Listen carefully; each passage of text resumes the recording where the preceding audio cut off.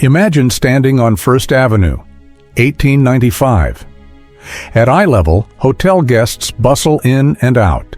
Below you, down a ladder. An old shop still operates in the mud. Above your head, wagons cross on wooden bridges while workers dump tons of dirt. 3 levels of the city, past, present, and future, existing all at once. But what makes Seattle's story extraordinary isn't just that it was drowning. It's that, in a single decade, the citizens made a decision so bold it sounds like fiction. They decided to bury their entire downtown and start over, dozens of feet higher. Today, beneath the coffee houses of modern Seattle, there lie the remains of a Victorian city. Streets, sidewalks, and storefronts frozen in darkness.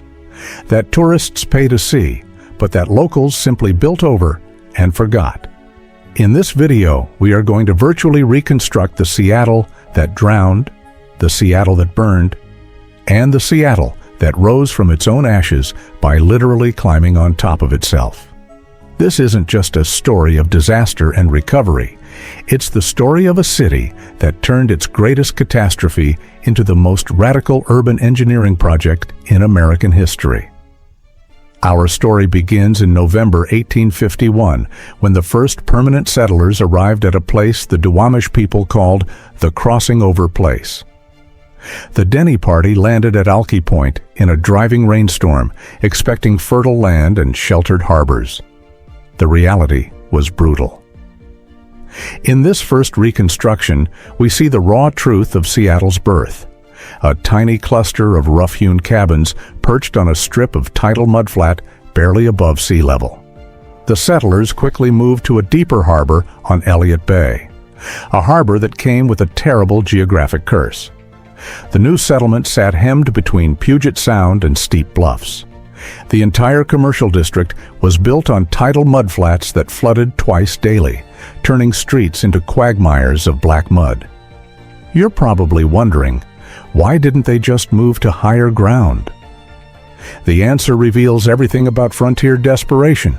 The harbor was too valuable, ships needed deep water, and the bluffs were too steep to build on with 1850s technology.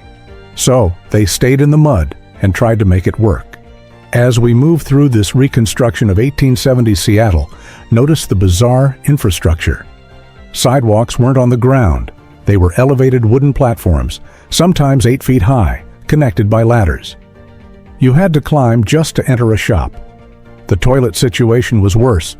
The primitive sewer system reversed with the tides. Shopkeepers posted warnings in their outhouses. Unwary visitors faced explosive surprises.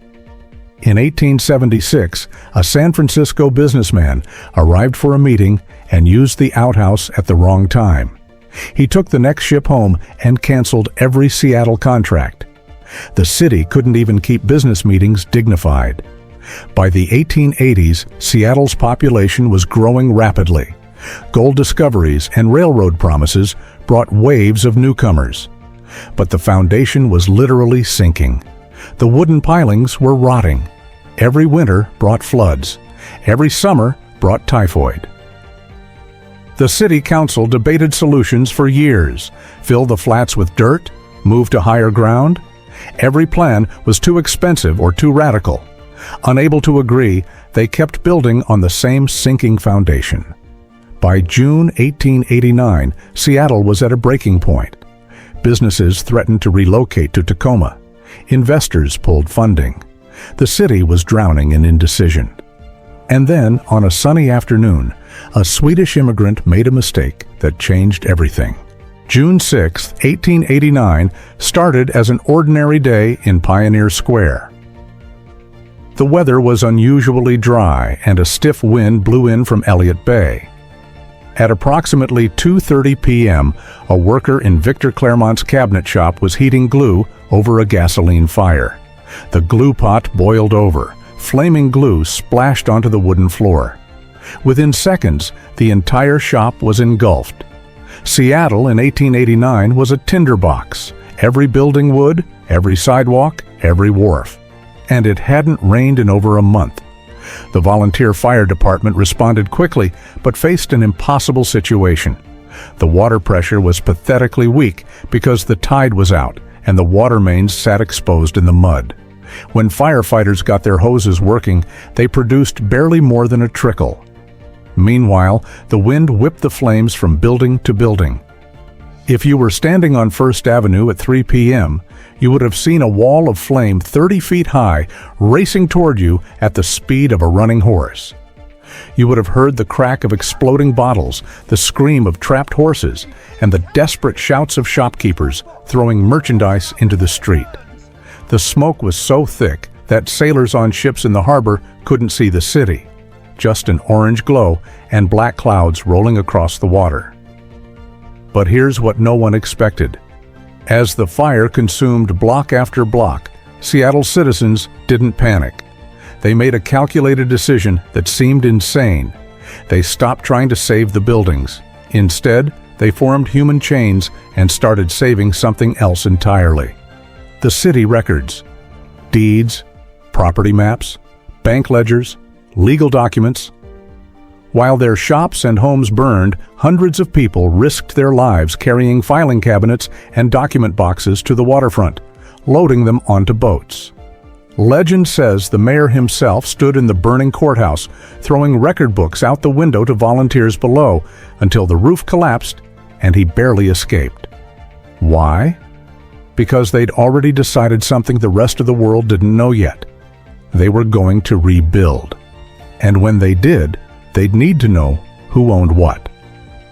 The fire spread to the wharves, where warehouses full of whiskey, coal oil, and ammunition began exploding in spectacular fireballs visible from Tacoma, 30 miles south.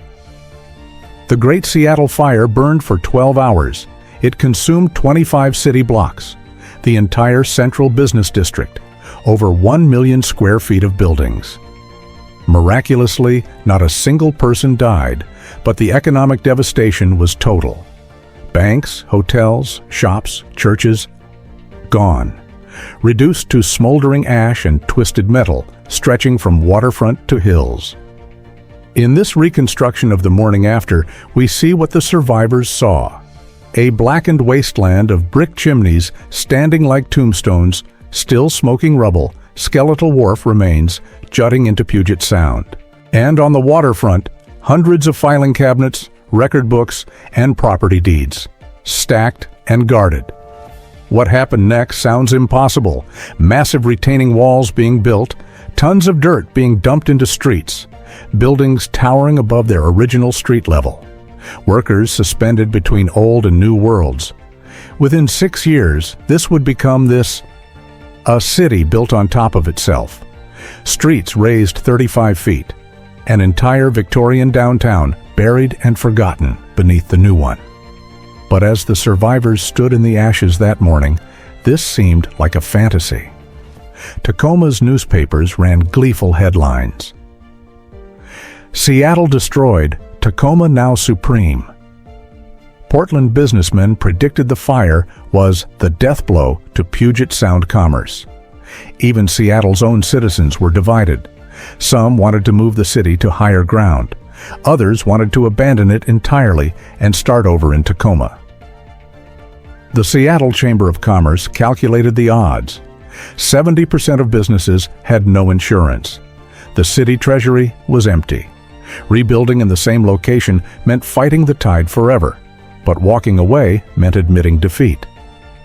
While the ashes were still warm, the city's leaders gathered in a canvas tent where the Great Northern Hotel once stood. What they decided in the next hour would determine whether Seattle would even exist. They looked at the smoking ruins and saw something no one else did. An opportunity. The decision was radical. They would rebuild Seattle, but they would rebuild it correctly. They would solve the tidal problem once and for all by raising the entire downtown, street by street, 8 to 35 feet above its original level. The people of Tacoma laughed. They called it the pipe dream of mud diggers. Engineering journals said it was impossible. How do you raise a city that's already built on a swamp? The Seattle answer: you build it twice. The rebuilding began almost immediately, but it followed a bizarre two-phase plan.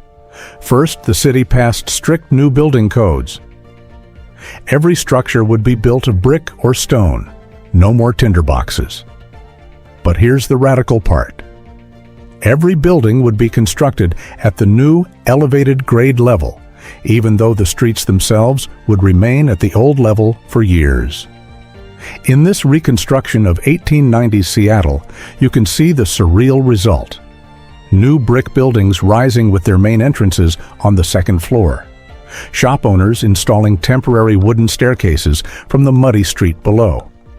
Imagine a shop owner, let's call her Mary Harrison, who ran a dry goods store on First Avenue. Every morning meant a bizarre routine. Climb down a ladder to unlock her old store at street level, the one that survived the fire. Climb back up to open her new store entrance on the second floor. Haul inventory up from below while customers entered from above. All while construction workers dumped tons of dirt into the gap between. Her business card listed 2 addresses: Harrison and Sons Dry Goods. Ground floor. Old street for now. Second floor? New street eventually. She wasn't alone. Hundreds of merchants lived this strange double life for years. Meanwhile, crews built retaining walls along both sides of each street, creating deep corridors. Then they hauled in millions of tons of dirt, from the hills, from the bay, by railroad, filling these corridors 8 to 35 feet high, depending on the block. By 1895, First Avenue had become a vertical maze. At eye level, hotel guests bustle in and out. Below you, down a ladder. An old shop still operates in the mud. Above your head, wagons cross on wooden bridges while workers dump tons of dirt. 3 levels of the city, past, present, and future, existing all at once. It was a staggering gamble, and on March 17, 1895, it nearly failed. A retaining wall on 2nd Avenue collapsed without warning, sending 400 tons of fill dirt cascading into the basement of the Occidental Hotel. 3 workers were buried alive. Rescue crews dug for 6 hours.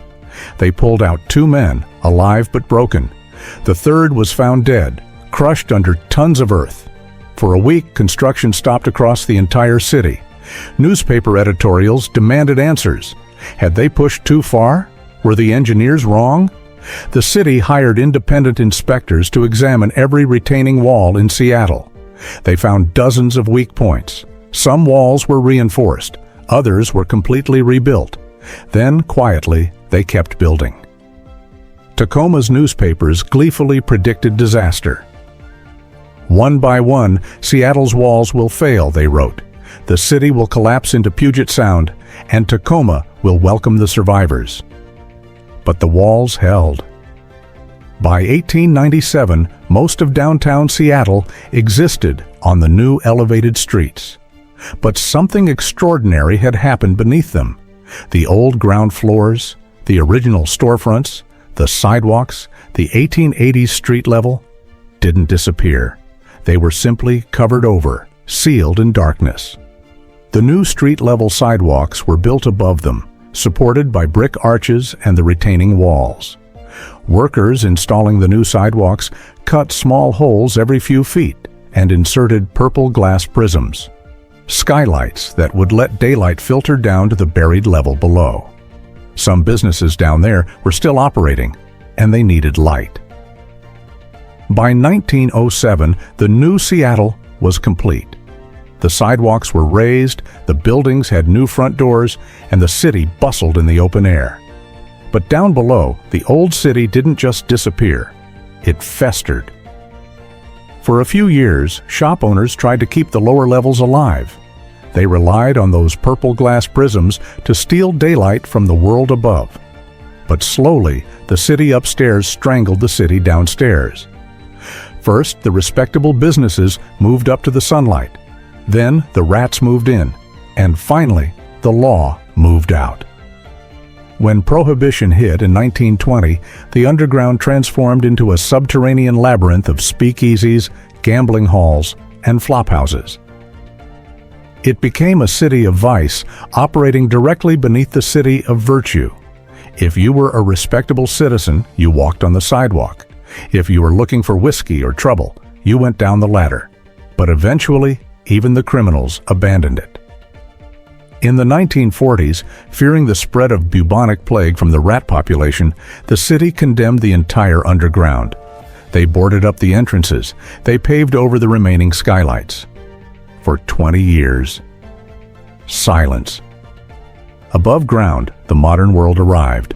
The Space Needle rose in 1962. Boeing built jet planes, but beneath the feet of thousands of people rushing to work, the old Victorian city simply waited, rotting in the dark, until 1965. For decades, most of the underground was forgotten, sealed, silent. It wasn't until the mid-1960s that a few locals began prying open the rusted doors in Pioneer Square. What they found was a time capsule. Stone steps descending into absolute blackness, the air smelling of earth and rot. 20 steps down, they found themselves standing in a forgotten world. Storefronts with broken windows and faded signs, still advertising dry goods and cigars. Wooden sidewalks stretching into darkness. A barber shop with the chair still bolted to the floor. A bank with the vault door standing open. No museum planned this. No preservationists saved it. The city had simply built over it and forgotten. Today, thousands of visitors descend beneath Pioneer Square to see it. They walk the same sidewalks settlers trudged in the 1880s. They peer into storefronts where merchants sold dry goods and whiskey. And they look up at the purple glass that once let light into this world. Above them, commuters rush to work on concrete sidewalks, never noticing those purple prisms embedded under their feet. Those aren't just decorations. They are skylights. And right now, beneath the shoes of modern Seattle, the old Victorian city is still there, waiting in the dark. There is a photograph from 1895 that captures this madness perfectly. It shows First Avenue during the transition. At street level, a horse and wagon navigate the old muddy road. 15 feet above them, another horse and wagon cross on the new street. Between them, suspended on wooden scaffolding, workers shovel dirt, while merchants conduct business from second-floor windows. 3 time periods. One moment, one city refusing to die. Seattle proved that the best foundation isn't always solid ground. Sometimes it's the willingness to abandon what's beneath you and build something better on top. Your feedback shapes which lost world we reconstruct next. Chicago's raised streets? Boston's buried neighborhoods? New York's hidden levels? Let me know in the comments. Until next time, watch where you step. You never know what's underneath.